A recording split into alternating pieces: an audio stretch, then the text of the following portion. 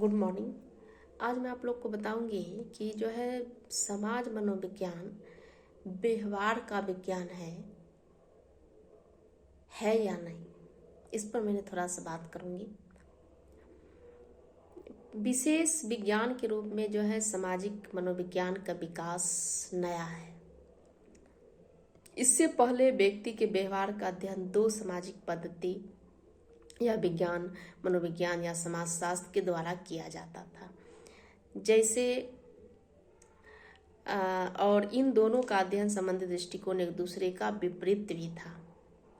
मनोविज्ञान का दृष्टिकोण यह था कि व्यक्ति का व्यवहार जो है मानसिक प्रक्रियाओं का परिणाम है, जबकि समाजशास्त्र का दृष्टिकोण यह था कि व्यक्ति का व्यवहार समाज की प्रकृति के अनुसार निर्धारित होता है।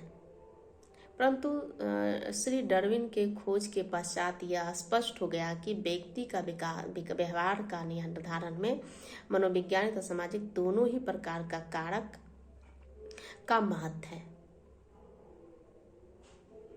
और इनसे किसी भी कारक को अंत तुलना में गौण या जो है आवश्यक माना गया है।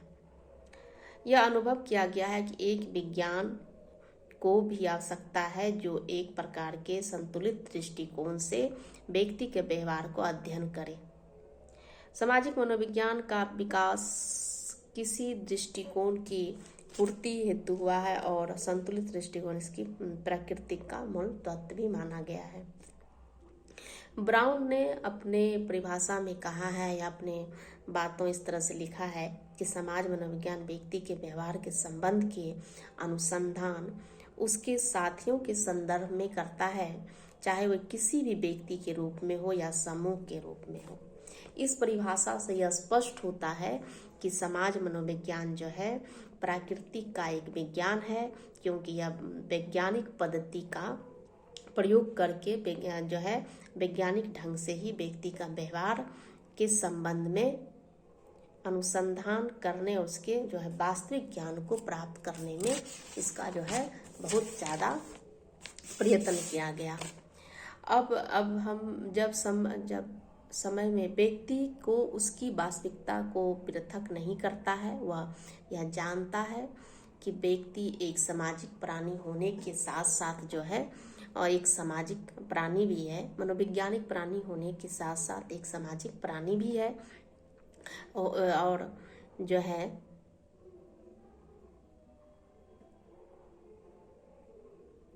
और इसकी संबंध जो है ऊपरी संबंध नहीं है, क्योंकि यह संबंध एक मनोवैज्ञानिक आधार पर भी होता है।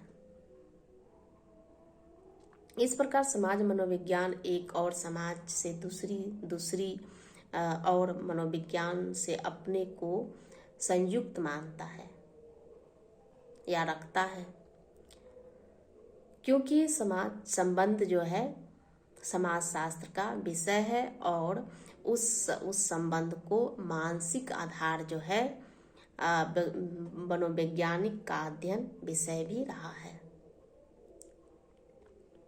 इस दोनों का अध्ययन विषय को एक दूसरे को जोड़ते हुए समाज मनोविज्ञान व्यक्ति और समूह के बीच पाए जाने वाले संबंधों को फलस्वरूप उत्पन्न व्यक्ति के आधार को अध्ययन करता है। इस प्रकार हम कह सकते हैं कि समाज मनोविज्ञान का प्राकृतिक संबंध में आधारभूत बात यह है कि वह सामाजिक मनोविज्ञान के दृष्टि से व्यक्ति का व्यवहार करने वाले एक विज्ञान है।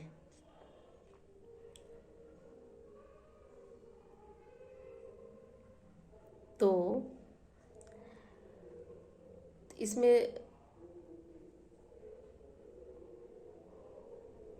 मैंने आज इस बात पर चर्चा किया, इस टॉपिक पे, कि जो है इसका जो आलोचना किया गया था समाज मनोविज्ञान जो है व्यवहार, मानव व्यवहार का विज्ञान है, उसे हम किस प्रकार से हम एक दूसरे को पहलुओं को जान सकते हैं कि हम जो है समाज मनोविज्ञान मानव व्यवहार के साथ किस तरह से रिलेटेड होके वो काम करता है। Thank you.